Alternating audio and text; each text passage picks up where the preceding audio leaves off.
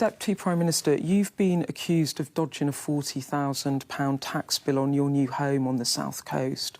You said it was your main home, while also claiming your constituency home in Ashton was your main home for other purposes. Do you just want to clear this up? What's going on? Yeah, first of all, Beth, it's been quite a distressing time for my family. I have a court order that was in place around confidentiality regarding my son, my family and my divorce proceedings that happened in 2023, and therefore wasn't able to give a full account of the circumstances of our complex living arrangements. That order was lifted last night. I applied to have that order lifted so that I could give people the information. In 2020, my son had an award, and a trust was set up by the court to deal with his finances as part of that award with a legal trustee.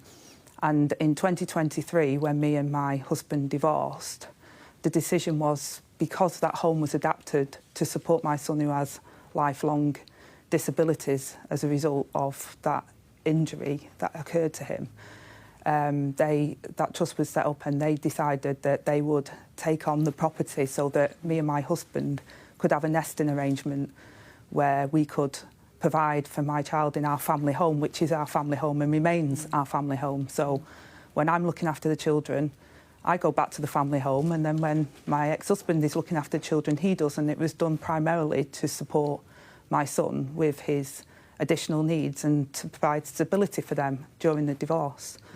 And that was the arrangement that we put in place.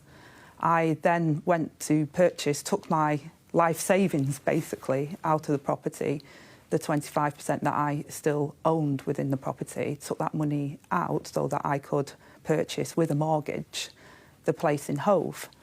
And I took, advice on that, and I relied on that legal advice that I received that said that I was liable to pay the standard stamp duty. Subsequently to that, with all of the media reports that have been coming out, I took expert counsel advice on all of my affairs to ensure that everything was done proper. And that expert counsel said that the advice that I received was inaccurate because of the trust. I don't own the property, that is true. I only own one property that is mortgaged, like most people. But because of the nature of the trust that was set up by the court, that I would be liable to pay the additional stamp duty.